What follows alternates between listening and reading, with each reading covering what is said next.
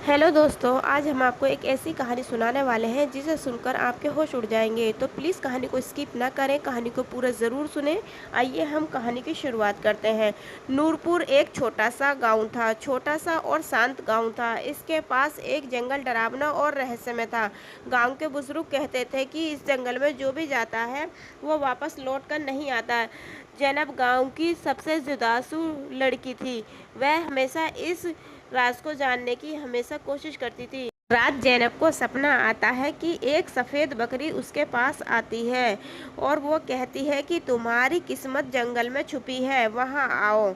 वह सपना इतना था कि जैनब जगने के बाद भी इस सपने को भूल नहीं पाती थी। जैनब को बार बार वही सपना आता था। बकरी उसकी तरफ देखकर मुस्कुराती है और उसे बुलाती है। जैनब परेशान हो जाती है।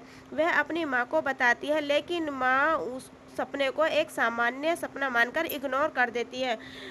जैनब के मन में एक उत्सुकता बढ़ती जाती है। वह अकेली ही जंगल में जाने का फैसला करती है। गांव के लोगों की चेतावनी के अनुसार वह फिर भी अपने सपने का सच जानने के लिए जंगल में जाती है। जंगल में कदम रखते ही जैनब को एक अजीब सा एहसास होता है। वहाँ चारों तरफ सन्नाटा था, लेकिन बीच बीच में पत्तियों की सरसराहट होती है, जैसे ही कोई उसका पीछा कर रहा हो।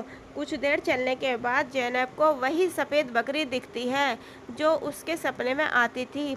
बकरी ने इंसानी आवाज़ में कहा कि तुम्हें पता है कि तुम यहाँ क्यों हो। जैनब चौंक जाती है। बकरी जैनब को बताती है कि वह एक साधारण बकरी नहीं है, वह श्रापित है। किसी ने उसे बकरी के रूप में कैद कर दिया है। वह कहती है कि तुम मेरी मदद कर सकती हो।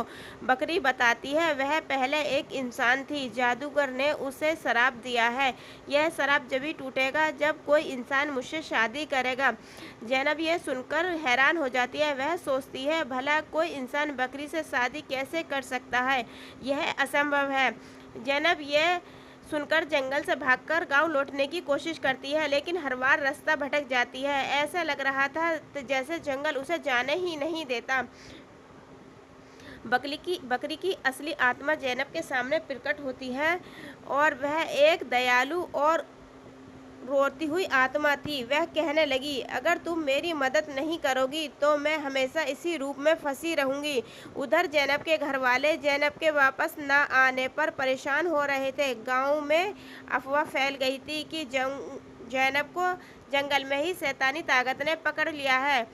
बकरी जैनब से विनती करती है कि वह शादी केवल प्रतीकात्मक है, तुम्हारी हाँ कहने से मेरा श्राप टूट जाएगा। जैनब सोचती है कि अगर इससे बकरी का श्राप टूट जाएगा मुझे इसकी मदद करनी चाहिए, लेकिन वह बकरी से कहती है कि अगर मैं तुम्हारी मदद करूंगी तो तुम्हें भी मेरी मदद करनी होगी। बकरी की आत्मा वादा करती है जैसे ही श्राप टूट जाएगा तो मैं जैनब की हर समस्या का हल निकाल दूंगी।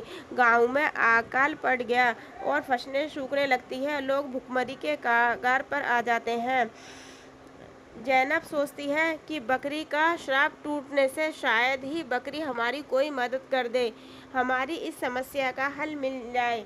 जो बकरी और जैनब की प्रतीक आत्मिक शादी की तैयारी होती है। शादी असली नहीं थी बल्कि एक श्राप तोड़ने के लिए तरीका था। जैनब और बकरी के बीच एक रहस्यमय रस्में होती है। जैनब के हाँ करते ही जंगल में रोशनी हो जाती है। बकरी का श्राप टूट जाता है और बकरी एक खूबसूरत महिला में बदल जाती है। बकरी जैनब को धन्यवाद देती है और बताती है वह एक परी थी, उसे एक शैतानी जादूगर ने श्राप दिया था। परी जैनब को गांव तक सुरक्षित पहुंचाती है और परी कहती है जैनब से कि तुम्हारे गांव की सारी समस्याएं खत्म हो जाएंगी। गांव में बारिश होती है और फसलें हरी भरी हो जाती हैं और लोगों की भूख भी शांत हो जाती है। लोग इस वक्त को चमत्कार मानते हैं। गांव वाले जैनब का स्वागत करते हैं और जब वो परी की कहानी सुनाती है तो लोग हैरान रह जाते हैं। परी जैनब और गांव वालों को आशीर्वाद देती है, उनके गांव में कभी भी कोई भी समस्या नहीं आएगी। लेकिन कहानी यहाँ पर अभी ख़त्म नहीं होगी।